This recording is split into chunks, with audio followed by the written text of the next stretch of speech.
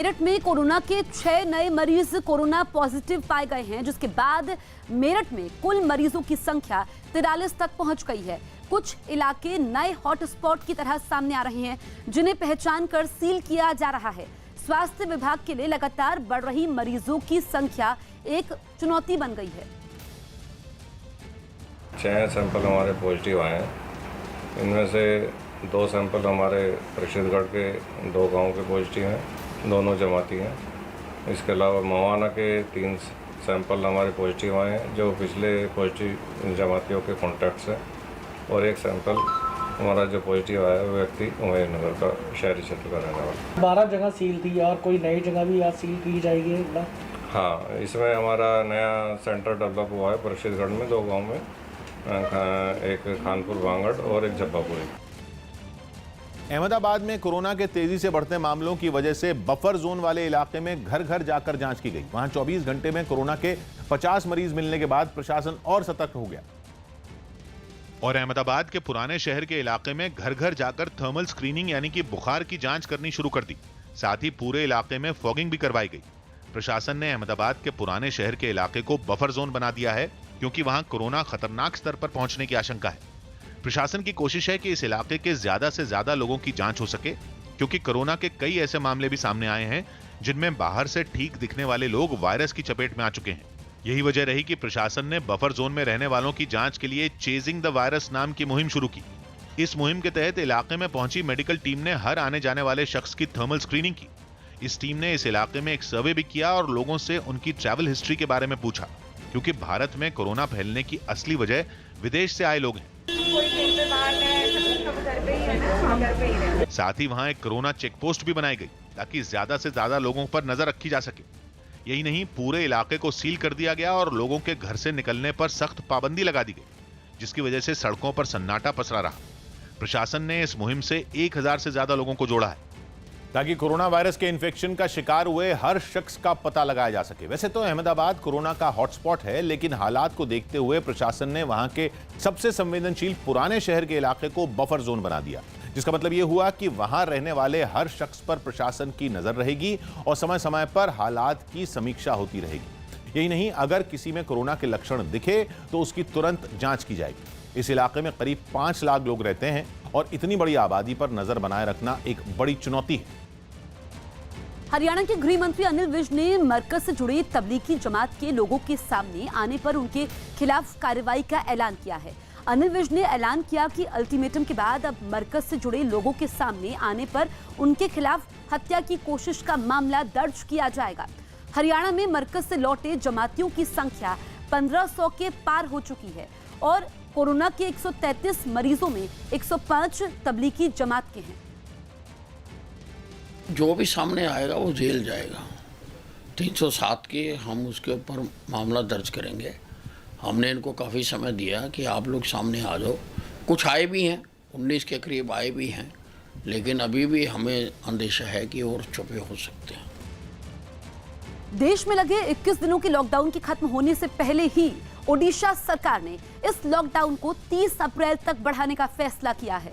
ऐसा करने वाला ओडिशा देश का पहला राज्य बन गया। मुख्यमंत्री नवीन पटनायक ने इसकी घोषणा की।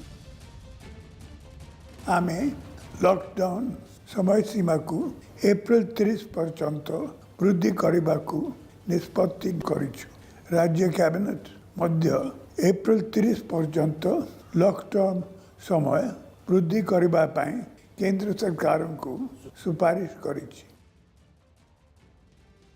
पंजाब के अमृतसर की एक मंडी में लॉकडाउन के दौरान सब्जी खरीदने के लिए लोगों की भीड़ जमा हो गई। कोरोना वायरस को फैलने से रोकने के लिए पूरे देश में लॉकडाउन लागू किया गया है और लोगों से सोशल डिस्टेंसिंग का पालन करने की लगातार अपील की जा रही।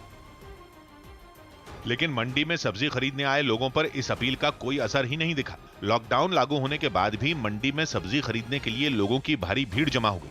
सोशल डिस्टेंसिंग यानी एक दूसरे से दूर रहने की बात छोड़िए, भीड़ की वजह से वहां लोग एक दूसरे से टकराते दिखाई दिए। मंडी में आए कुछ लोग मुंह को मास्क और कपड़े से ढके नजर आए, लेकिन कई ऐसे लोग भी दिखे जो मुंह को ढके बिना ही वहां घूम रहे थे।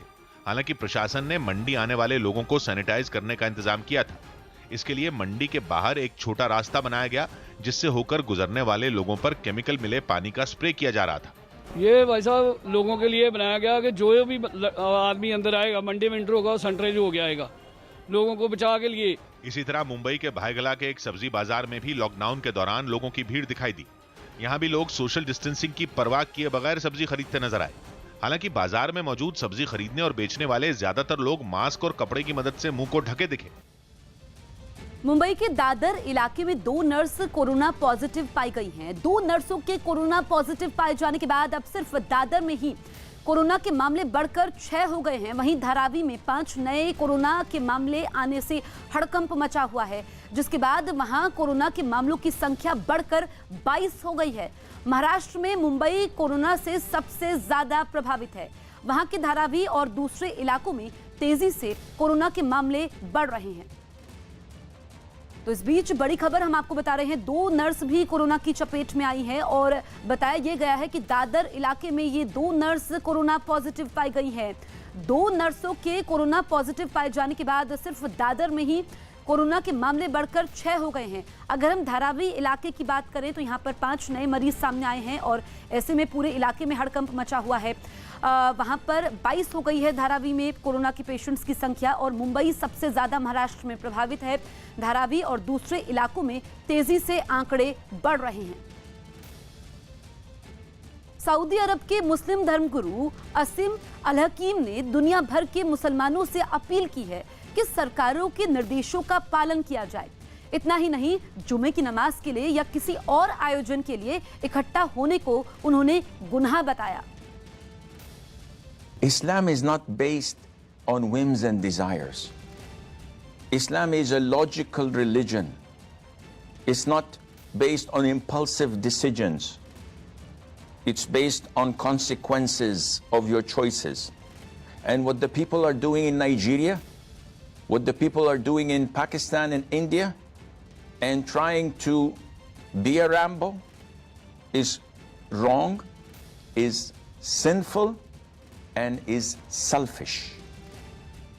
लॉकडाउन की वजह से मजदूरों की कमी ने किसानों की परेशानी बढ़ा दी है। गेहूं की फसल कटाई के लिए तैयार है, लेकिन देश के ज्यादातर हिस्सों में किसान या तो खेतों से दूर हैं या फिर खेत पहुंचकर भी सिर पकड़ने को मजबूर हैं। जिसकी बड़ी वजह है गेहूं की ये बालियां जो अपने ही बोझ से झुक चुकी हैं। कटाई के लिए पककर तैयार फसल मौसम की हल्की मार से ही किसानों की पूरी मेहनत को मटियामेट कर सकती है। ऐसे में फसल काटने के लिए मजदूरों की कमी ने उनकी चिंता बढ़ा दी है। खेत दूर है गांव से, जब वो आते हैं मोटरसाइकिल से या लेबर लेके, अब पुलिस आ जाती है, रोड पे मारना शुरू कर देती है, तो कोई किसान निकल नहीं रहा, मजदूर मिल नहीं रहे हैं। प्रयागराज के जिन खेतों को देखकर किसानों को खुश होना चाहिए, उन्हीं खेतों ने उनकी परेशानी बढ़ा दी है। किसी किसान को इक्का दुक्का मजदूर मिल भी जाता है तो एक डर उनका पीछा नहीं छोड़ता। कोरोना का डर लगा था कि हम पकड़ ले, दुख हो जाए, हमारे दुख हो जाए, हमारे 2 बच्चों के सहारा दे, हमारे बच्चे भी मर जाए, हम भी मर जाए। यही हाल गुरुग्राम के पास के गाँव का है, जहां रात के सन्नाटे में चमकती इमारतों की रोशनी से दूर किसान अपने बच्चों को लेकर खेतों में उतर पड़े हैं। हम पहुंचे हैं गुरुग्राम के बंधवाड़ी गांव में और आप यहां खुद देख सकते हो